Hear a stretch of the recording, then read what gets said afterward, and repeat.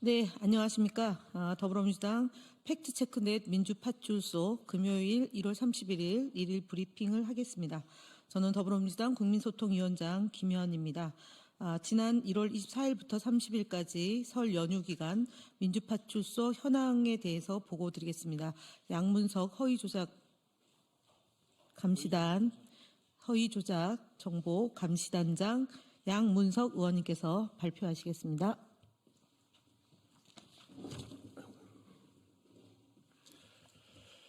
안녕하십니까. 더불어민주당 국민소통위원회 허위정보 조작 감시단 경기도 안산시갑 양문석입니다. 민주파출소 주간 현황에 대해서 보고드리겠습니다. 오늘 오전 9시 기준 누적 방문자는 총 27만 명을 돌파하였으며 총 7만 4천 건에 달하는 제보가 접수되었습니다. 설 연휴에도 민주파출소를 방문해 허위정보 조작을 제보해 주신 모든 분께 깊이 감사드립니다. 국민소통위원회는 연휴 기간에도 24시간 운영체제를 유지하며 온라인에서 유포되는 허위정보 조작 정보에 적극 대응해 왔습니다. 1월 24일부터 30일까지 한 주간 8,724건의 허위 조작 정보가 제보되었으며 매체별로는 유튜브가 20.94%, 네이버가 20.43%, 인스타, 페북 등을 포함한 SNS가 17.95%, 커뮤니티가 12.93%를 차지하고 있습니다. 키워드 분석 결과는 지역화폐 관련, 민주당은 중국 공산당이 지배 중, 박선현 의원 등 민주당은 간첩 공산당 등 민주당 및 이재명 대표와 관련된 35.95%가 주요 내용이었습니다. 스카이데일리의 선거연수원 99명 체포 기사 유포, 투표용지 조작, 한국선관위는 국제범죄조직 등 부정선거 관련 22.39%였습니다. 문형배, 이정미 헌법재판관은 간첩, 정형식, 문형배, 이정미 재판관이 이재명 대표에게 3천억의 돈을 받았다 등 헌법재판관 관련 제보가 9.42%로 민주당과 이재명 대표, 부정선거, 헌법재판관에 대한 악의적인 허위조작 정보가 집중적으로 유포되고 있음을 확인했습니다. 최근 경기도 지역화폐 운영과 관련해 악의적인 허위조작 정보가 급속도로 확산되고 있습니다. 허위조작 정보 내용은 다음과 같습니다. 첫 번째, 코나아이 계좌에 예산이 입금되며 이자 수익을 얻는다. 두 번째, 코나아이가 천문학적인 낙전, 즉 미사용 금액 수익을 챙긴다. 세 번째, 코나아이가 중국 지사를 통해 돈 세탁을 하고 있다. 네 번째, 이재명 대표와 코나아이가 유착 관계를 맺고 있다. 이러한 주장은 모두 사실이 아닙니다. 지역화폐 예산은 지자체에서 직접 관리하며 코나아이는 단순히 기술 서비스와 플랫폼을 제공할 뿐 예산 운용과 이자 수익을 얻을 수 없습니다. 또한 경기도 지역화폐의 낙전, 즉 미사용 금액 수익은 현재까지 0원이며 모든 미사용 예산은 지자체로 반환됩니다. 코나아이의 중국 지사는 IC카드 수출 및 기술 지원을 위한 법인으로 지역화폐와 무관합니다. 이재명 대표와의 유착 의혹은 대선 이후 수사기관의 전방위적 수사에도 불구하고 2차례나 혐의 없음으로 불송치 결정이 내려졌습니다. 허위조작 정보감시단은 지역화폐 관련 악의적인 허위조작 정보 유포에 대해 강력한 유감을 표하며 지속적인 모니터링을 통해서 법적 대응을 신속히 추진하겠습니다. 또한 선관위 중국 간첩 99명 체포라는 허위조작 정보가 지속적으로 확산되고 있습니다. 해당 가짜뉴스는 스카이데일리라는 언론사가 처음 보도한 내용을 중심으로 확산되었으며 선관위는 해당 언론사를 허위사실 유포 혐의로 고발하였고 현재 경찰이 수사 중입니다. 미군 측은 해당 기사를 완전히 거짓으로 공식 입장을 밝히며 대중의 신뢰를 해칠 수 있는 잘못된 정보 확산을 막기 위해 책임 있는 보도와 철저한 사실 확인이 필요하다고 미군 측은 가짜뉴스를 규탄했습니다. 이처럼 허위 조작 정보는 단순한 가짜뉴스를 넘어 국가적인 피해를 초래하는 심각한 문제입니다.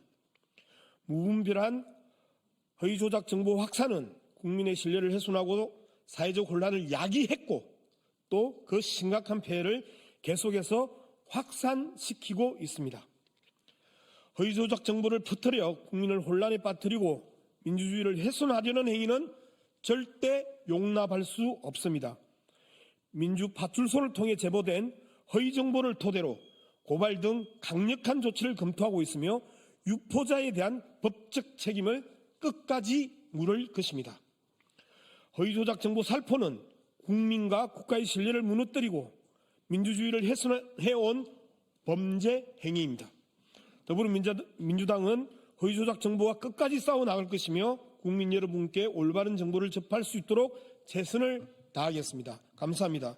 25년 1월 31일 더불어민주당 국민소통위원회 허위 조작 정보 감시단.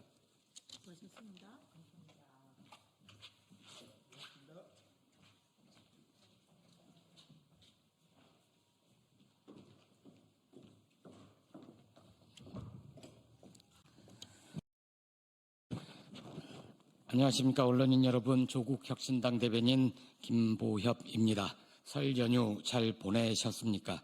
설 연휴에 엄청난 세계적인 충격파가 있었습니다. 딥시크인데요. 조국혁신당의 딥시크발 전 세계 인공지능 생태계 충격파에 대한 우리 정부의 대책 마련이 시급하다는 내용의 기자회견을 하겠습니다. 먼저 기자회견에 참석하신 여러분들 소개해드리겠습니다. 국회 과기정통에서 활동하고 있는 조국혁신당 정책위 수석부의장 이혜민 의원 오셨습니다. 강경숙 의원님 오셨습니다. 백선희 의원님 오셨습니다. 지금부터 기자회견문 낭독하겠습니다.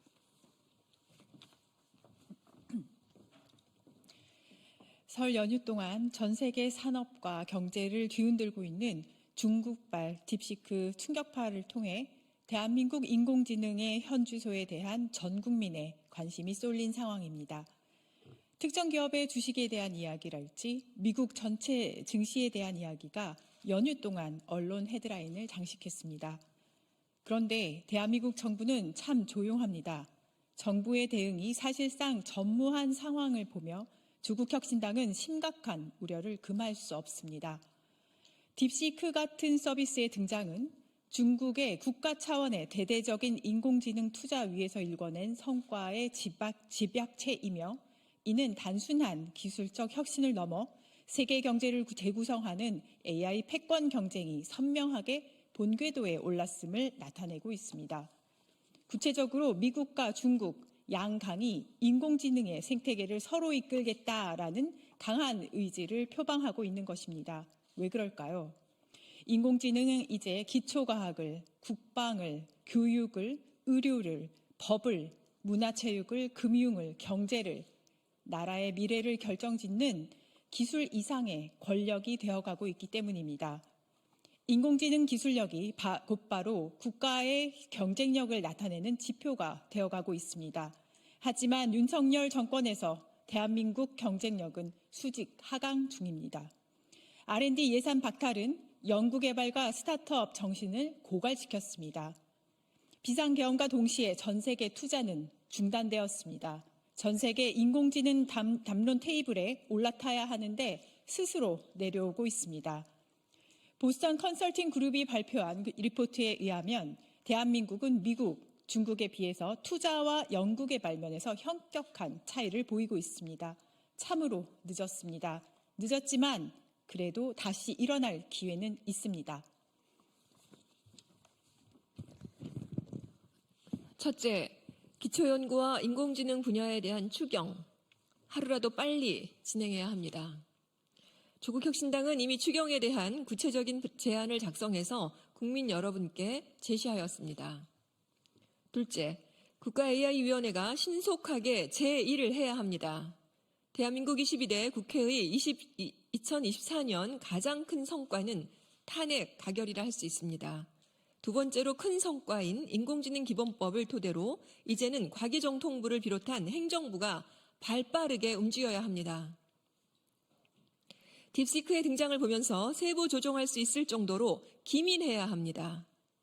정부와 민간이 손을 잡고 움직여야 합니다. 갈라파고스 현상을 만드는 우물안 개구리 전략에서 이제는 벗어나야 합니다. 지금은 그 우려에서 벗어날 수가 없습니다. 국가-AI-위원회 위원장이 윤석열 내란 우두머리인 상황이니 더욱 그러합니다. 셋째, 인공지능 시대에 맞는 인력 확보가 시급합니다. 단기적으로는 인력 유출 문제를 해결할 대응책이 바로 지금 나와야 하고, 장기적으로는 입시에만 매몰된 서열화, 수월성 교육을 획기적으로 개혁해야 합니다. 지금 대한민국 정부가 취하는 교육은 인공지능 시대에 가장 뒤처지는 후진국으로 향하는 방식입니다. 넷째, 인공지능 생태계 문제에 직접적으로 뛰어들 수 있는 외교적 노력을 기울여야 합니다. 윤석열 정권은 미중 AI 패권 경쟁의 격화 속에서도 대한민국의 위치를 강화하기 위한 어떠한 외교적 노력도 기울이지 않았습니다. 지금 그 무지의 결과로 국제적인 협력과 기술 교류에서 대한민국은 소외되고 있습니다. 논의 테이블에 어서 빨리 앉아야 합니다. 다섯째, 현재 진행되는 정치적 불안정성을 걷어내야 합니다. 경제통일화 분류는 최상목 국무총리 권한대행은 국제적 흐름을 읽지 못하고 경제에 가장 악영향을 주는 불확실성만 높이는 일만 거듭하며 대통령 놀이에 심취해 있습니다. 이는 대한민국 미래를 위한 정책적 참사가 아닐 수 없습니다. 윤석열 내란 정권에 딱 맞는 경제부총리의 모습입니다. 윤석열 파면과 내란 세력 처벌을 위한 행동을 지금 바로 해야 하는데 최상목 권한대행은 경제부총리이면서 청개구리처럼 반대 행동만 골라서 하고 있습니다. 내란 특검법 바로 받고 헌법재판관 구인체제 만들어야 합니다. 지금 대한민국 정부는 손을 놓고 있는 상황이지만 조국혁신당은 국회에서 준비를 하고 있습니다. 인공지능 기본법을 시작으로 인공지능과 기초과학, 국방, 교육, 의료, 법, 문화체육, 금융, 경제 등에 대한 대책을 마련하겠습니다. 그리고 국내외 인공지능 생태계 흐름을 읽고 그에 맞는 인공지능 지원책을 마련하겠습니다. 문서상의 성과로만 나타나는 예산 나눠먹기에서 체감형 인공지능 강국으로 도약하는 로드맵을 그리겠습니다. 동시에 사용자를 보호하는 사회권 선진국 디지털권에 대한 정책을 내놓겠습니다. 미래로 가는 디딤돌 차근차근 놓으려 합니다. 조국혁신당이 합니다. 감사합니다.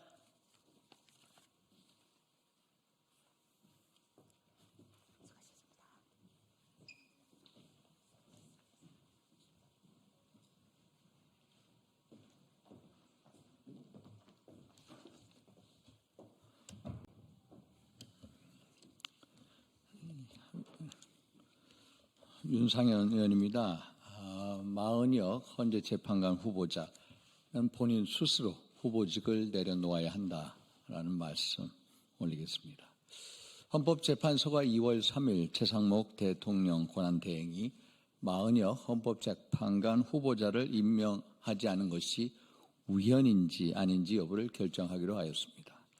한덕수 국무총리, 박성재 법무장관, 최재 감사원장, 조지호 경찰청장 등 탄핵 심판 사건이 줄비하게 산적해 있는데도 불구하고 이를 모두 다 제쳐두고 마은혁 후보의 임명과 관련한 권한쟁의 심판을 먼저 하겠다고 합니다.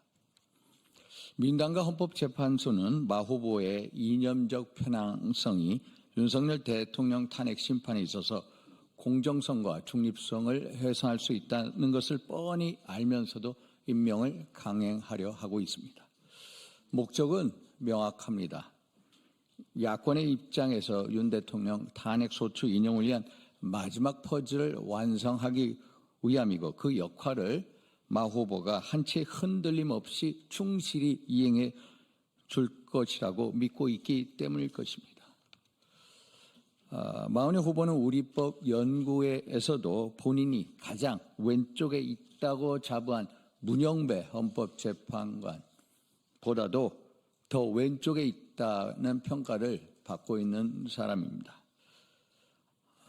마은혁 후보는 과거 인천지역 민주노동자연맹 인민노련에서 활동한 인물입니다. 인민노련은 마르크스 레닌주의를 기조로 남한에서 사회 변혁을 이루어야 한다는 취지에서 만들어진 단체이고, 마 후보는 당시 지도부에서 이론교육, 선전 부문의 역할을 한 것으로 알려지고 있습니다.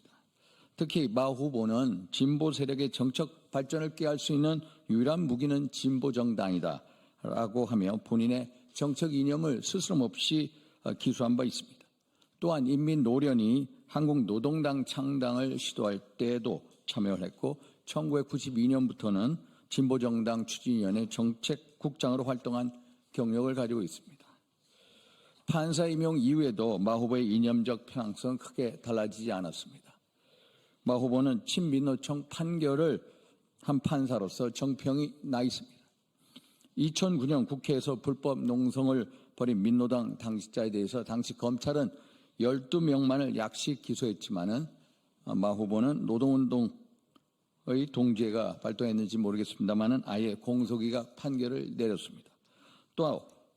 또한 고 노희찬 전 의원에게 정치자금을 후원하며 법관의 정치적 중위 의무를 위반했다는 논란을 받기도 하였습니다.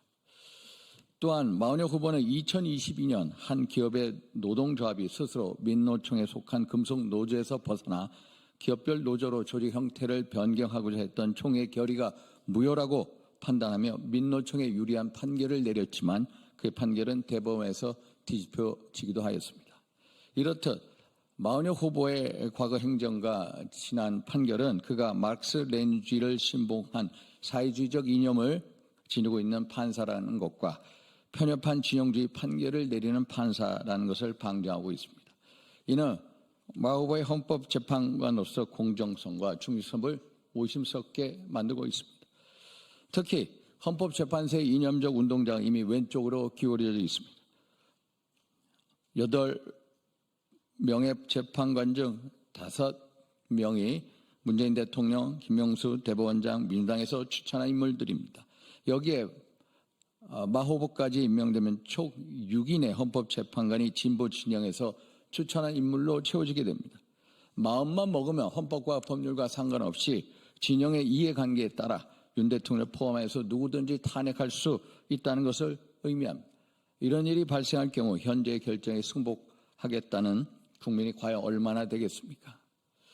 더구나 마 후보까지 임명되면은 4명의 재판관이 좌파 사법 카르텔의 근원지로 지적되고 있는 우리법 연구회와 그 후신이 국제인권법 연구회 출신입니다.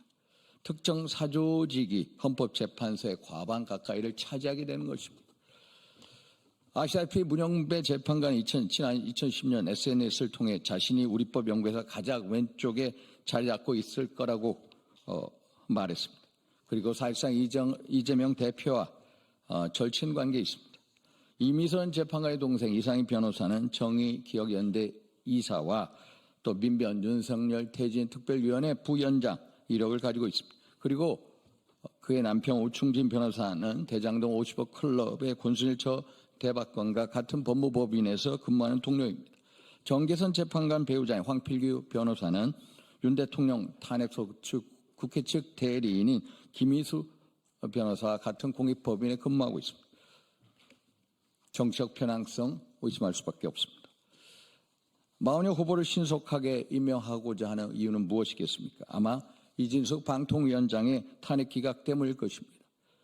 이 위원장의 탄핵이 기각된 것을 보면서 자신들만으로는 윤 대통령 탄핵 심판이 기각될 수 있다고 생각했을 수도 있을 것입니다. 그렇지 않고서야 박근혜 대통령 탄핵 심판 때처럼 8명의 재판관으로도 윤 대통령 탄핵 심판을 충분히 심리하고 결정할 수 있음에도 굳이 무리수를 두면서 40여 재판관을 임명할 이유가 없습니다.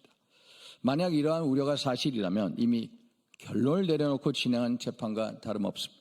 헌법이 수호해야 할 헌재재판관이 헌법을 수호해야 할 헌법재판관이 오히려 헌법의 정신을 훼손하고 있는 것입니다. 많은 법률 전문가들은 지난 23일 이진숙 방통위원장 탄핵안 기각 과정에서 법리가 아닌 재판관의 성향에 따라 판결이 나왔다고 평가하며 헌재의 정치적 또 이념적 편향성 문제를 지적하고 있습니다. 만약 마녀 후보가 임명된 후 이재명 대표 허위사실 유포와 관련 공직선거법 위헌법률 심사가 헌재에 제청되어 그것을 야권에서 추진한 6분의 헌법재판관이 인용된다면 그것은 이재명 대표의 셀프 사면을 헌재가 승인해 주는 것이고 결국 헌재마저 이재명 대표에게 머리를 조아리는 웃음꼴이 될 수 있다는 문제도 제기되고 있습니다. 헌법재판소는 헌법소의 마지막 보루입니다.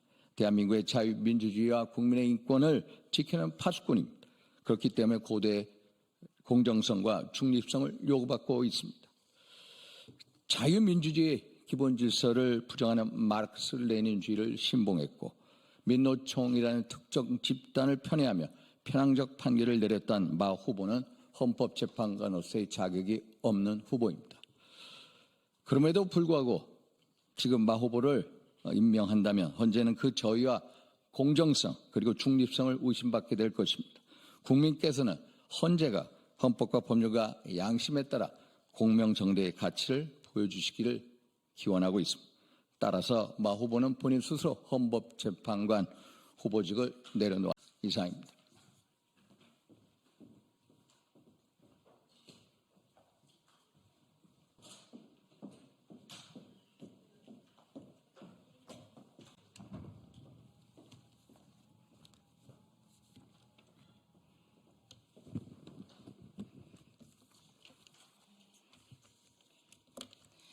안녕하십니까. 저희는 조국혁신당 원내대표단입니다. 우선 그 참석자 소개해 올리겠습니다. 저는 원내수석 부대표 정춘생이고요. 이혜민 정책위 수석 부의장 오셨습니다. 예. 그리고 강경수 원내부대표님 오셨습니다. 그리고 차규근 정책위 의장님 오셨습니다. 많은 분들이 우려했던 것처럼 오늘 최상목 권한대행이 내란 특검법에 대해서 또다시 거부권을 행사했습니다. 관련한 기자회견을 하겠습니다. 내란 동조자 최상목을 탄핵하라.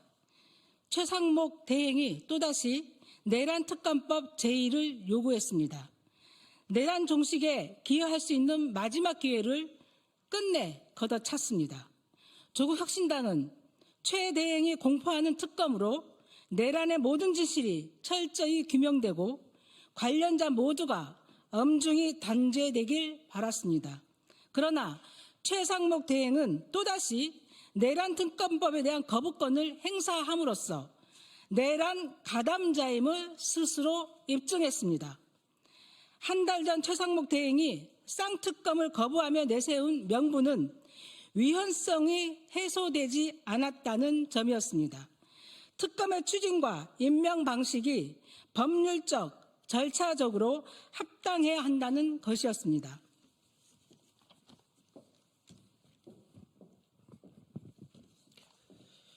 여당의 생터집을 그대로 인용한 핑계 대기에 불과했지만 야 6당은 이를 수용했고 기존안을 대폭 수정한 법률안을 재발의했습니다. 논란이 되었던 특검 추천 방식은 물론 수사 대상과 범위 축소, 특검 규모와 기간까지 여당의 입장을 사실상 대부분 반영했습니다. 권성동 원내대표는 내란 특검법 협상에 임하는 척했지만 협상 테이블에서는 시간만 끌다 일방적으로 협상 결렬을 선언하고 자리를 박차고 나갔습니다.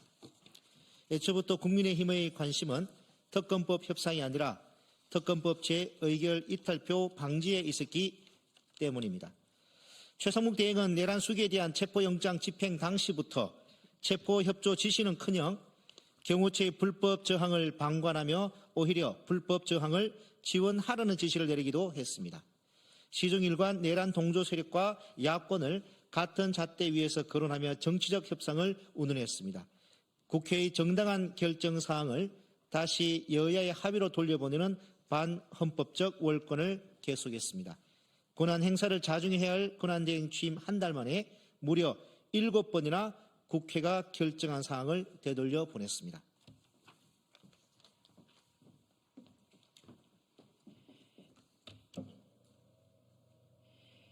최상목 대행은 국정 안정을 핑계로 대통령 권한 대행이 아니라 자신의 거울인 윤석열 내란 수계 대행을 하고 있는 것입니다. 조국혁신당의 인내도 이제 끝났습니다. 조국혁신당은 최상목 권한 대행을 확실한 내란 사태의 가담자이자 내부자로 규정합니다. 국정을 책임지는 자리에 이대로 둘 수는 없습니다. 최상목 대행은 대통령 노름을 이제 그만 내려놓길 바랍니다.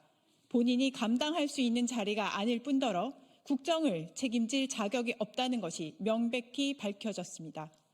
조국혁신당은 최 대행의 즉각적인 사퇴를 촉구하며 불응시 본격적으로 탄핵을 추진할 것임을 밝힙니다. 민주당에도 요청합니다. 내란은 속히 종식되어야 합니다. 민주당에 조속한 최상목 권한대행 탄핵 동참을 요청합니다. 대한민국은 12월 3일 비상계엄 이후 불면의 밤을 보내고 있습니다. 내란은 극복되어야 하고 국민의 일상은 조속히 회복되어야 합니다. 최상목 대행뿐 아니라 내란 동조자 그 누구라도 조국혁신당은 끝까지 추적하여 끌어내릴 것입니다. 이상입니다. 조국혁신당 원내대표단 1동.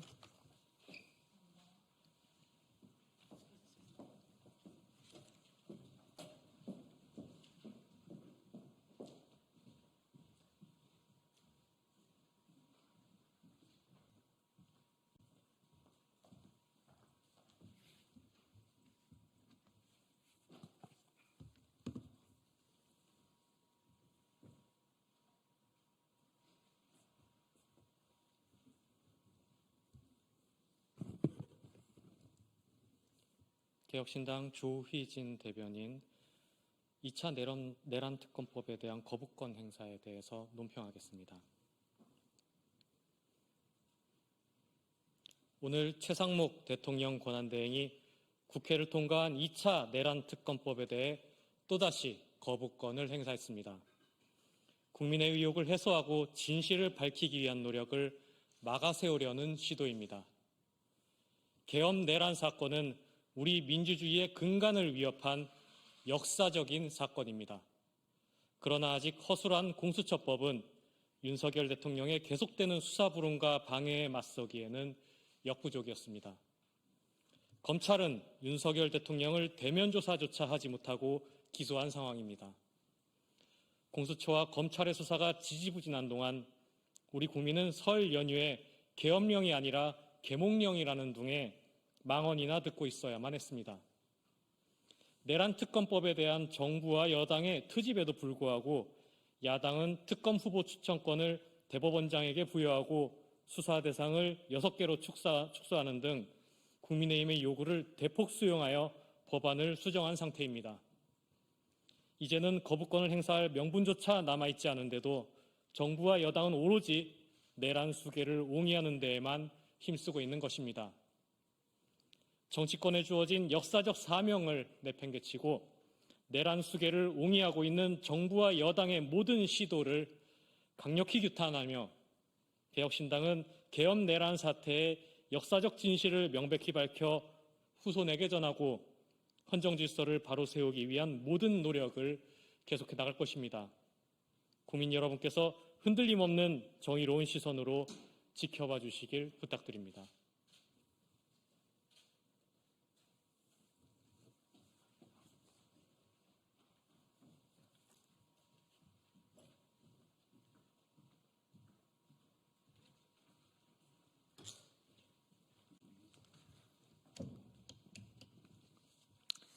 안녕하십니까. 더불어민주당 부대변인 이원혁입니다. 네, 브리핑 시작하겠습니다. 흑묘백묘론이 공산당 표현이라니 국민의힘은 쥐잡는 고양이 국적도 따집니까? 권현세 국민의힘 비상대책위원장이 이재명 대표가 말한 흑묘백묘론을 두고 중국 공산당 표현이라는 유치한 주장을 펼쳤습니다. 국민의힘은 쥐잡는 고양이 국적도 따집니까? 비유조차 경직된 이념 논리로 비난하는 권현세 비대위원장의 인식 수준의 한숨만 나올 뿐입니다.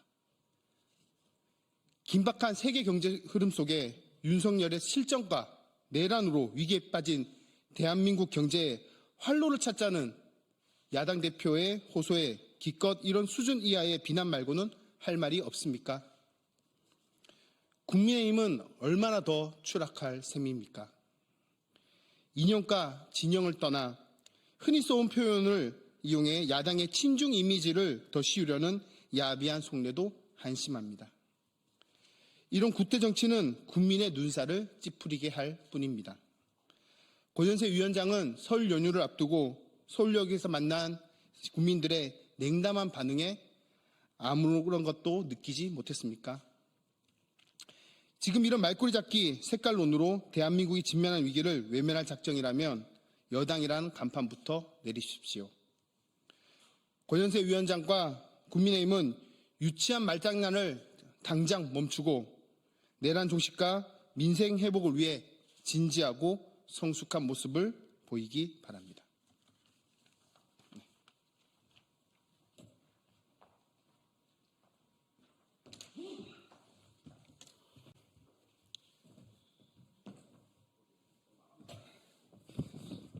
국민의힘 원내수석대변인 김대식입니다.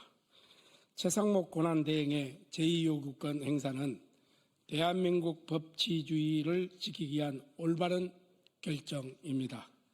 최상목 대통령 권한대행께서 더불어민주당 주도로 통과된 2차 내란 특검법에 대해 제2요구권을 행사하셨습니다. 법치주의와 헌정 질서를 바로 세우기 위한 책임있는 판단이자 더불어민주당의 정치적 목적을 저지하기 위한 결단입니다. 이번 내란 특검법은 이미 여러 차례 지적되었던 문제를 여전히 안고 있습니다. 더불어민주당은 독소 조항을 일부 수정했다고 주장하지만 여전히 수사 범위가 모호하고 정치적 중립성을 확보하지 못한 상태로 강행 처리되었습니다. 대한민국 사법체계를 특정 정치 세력의 도구로 전략시키고자 하는 시도로밖에 볼 수 없는 특검법입니다. 첫째, 특검의 본질적 원칙인 예외성과 보충성을 훼손하고 있습니다. 특검은 기존 사법 절차로 해결할 수 없는 경우에만 예외적으로 도입되어야 합니다. 하지만 현재 검찰과 법원이 이미 내란 사건을 수사하고 판단하고 있는 상황에서 또다시 특검을 도입하려 하는 것은 법적 절차의 중복을 야기하며 사법적 혼란을 초래할 것입니다. 둘째, 법안의 수사 대상이 외교 안보 정책을 포함하면서 국가 안보에 심각한 위협을 가하고 있습니다. 특히 군사기밀과 관련된 특검 대상으로 삼는 것은 국가의 안보 체계를 흔드는 위험한 조치입니다.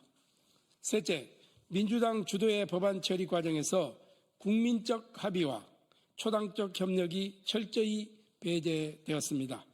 이러한 일방적 처리는 정치적 정쟁을 심화시키고 국민의 신뢰를 무너뜨릴 뿐입니다. 최상목 권한대행의 제2요구권 행사는 법적, 정치적 정당성을 모두 갖춘 결정이었으며 대한민국의 법치와 헌정 질서를 지키기 위한 결단이었습니다. 국민의힘은 최 대행의 제2요구권을 적극 지지하며 민주당을 포함한 모든 정치권이 법안의 문제점을 다시 논의하고 국민적 신뢰를 회복하기 위해 책임 있게 행동할 것을 촉구합니다.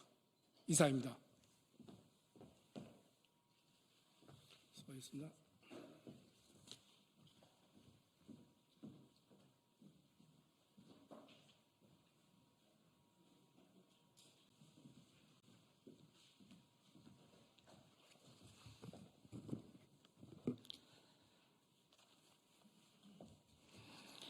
안녕하십니까. 조국혁신당 대변인 김보협입니다.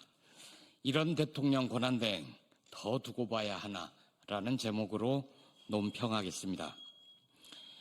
최상목 대통령 권한대행이 오늘 압도적 다수의 찬성으로 국회를 통과한 두 번째 내란 특검법에 대해 또 거부권을 행사했습니다.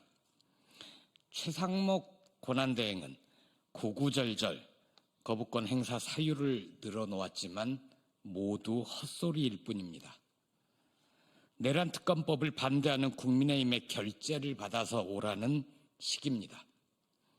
대통령 권한을 대행하라고 했더니 거부왕 윤석열을 대행하고 있습니다. 최상목 대행은 이전에 정부로 이송돼 왔던 특검 법안에 비해 일부 위헌적인 요소가 보완됐다, 이렇게 감히 평가를 하면서 여야 합의 없이 야당 단독으로 국회 본회의를 통과한 것에 대해 안타깝게 생각한다고 말했습니다. 내란의 힘이라고 불러도 손색 없을 국민의힘이 동의하지 않는 내란 특검법은 절대 공포하지 않겠다는 선언입니다. 내란 수사는 내란 수계 윤석열, 그리고 이미 구속 기소된 수계급 김용현 전 국방장관과 검경지휘부 정도에서 그치자는 주장과 다름없습니다. 조국혁신당이 경고합니다. 최상목의 바람은 결코 실현되지 않을 것입니다. 지난해 12월 3일 윤석열이 소집한 국무회의에서 국무위원들이 어떤 논리와 근거를 들어 어느 정도의 강도로 반대했는지, 아니면 침묵으로 암묵적으로 동의했는지 특검 수사를 통해 명명백백하게 밝혀야 합니다.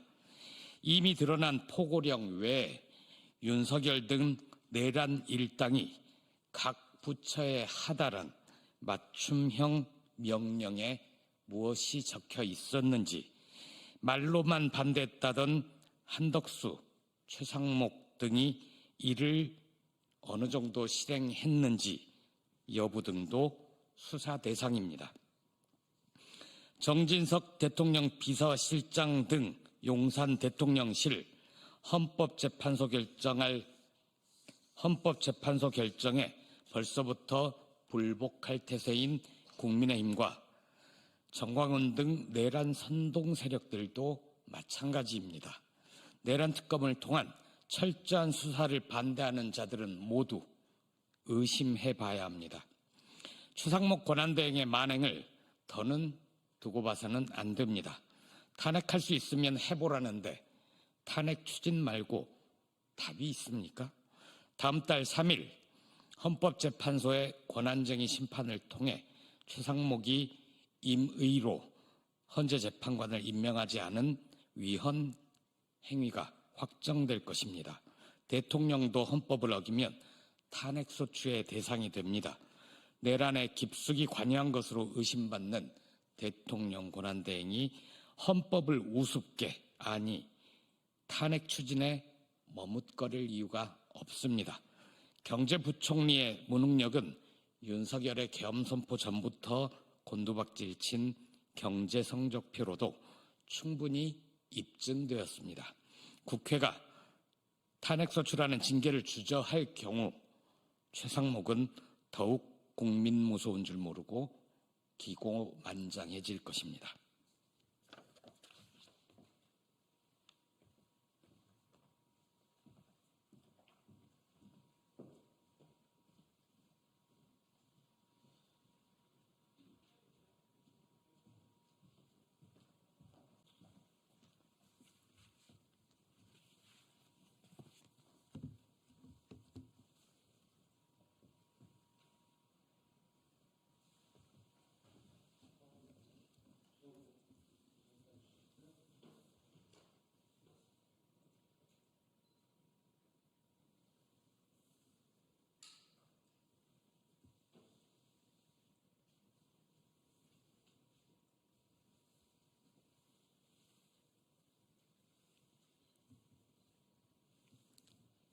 개혁신당 조휘진 대변인 논평하겠습니다. 윤석열 대통령의 계속되는 수사 불응과 방해에도 불구하고 비상계엄 선포 당시 헌법상 비상계엄의 요건과 절차가 완전히 무시됐던 정황은 계속해서 드러나고 있습니다. 한덕수 국무총리조차 비상계엄 직전의 회의에 대해서 그것이 국무회의로서 법적 효력이 있는지 판단하지 못하겠다고 진술하고 있습니다. 국무회의인지 사무임인지 정체조차 불분명했던 이 자리에서 윤석열 대통령은 국무위원들의 반대에도 불구하고 계엄령을 밀어붙였습니다. 애초에 국무회의 같은 법적인 절차는 안중에도 없었던 것입니다. 막강한 권력일수록 헌정 질서의 틀 안에서 원칙과 절차의 통제를 받아야 한다는 것이 건국 이래 우리가 지켜왔던 법치주의의 정신입니다. 저희 개혁신당은 헌정 질서를 수호하는 공당으로서 원칙과 절차를 훼손하는 그 어떤 권력의 횡포에도 굴하지 않고 단호히 맞서 정당 민주주의를 지켜나갈 것입니다.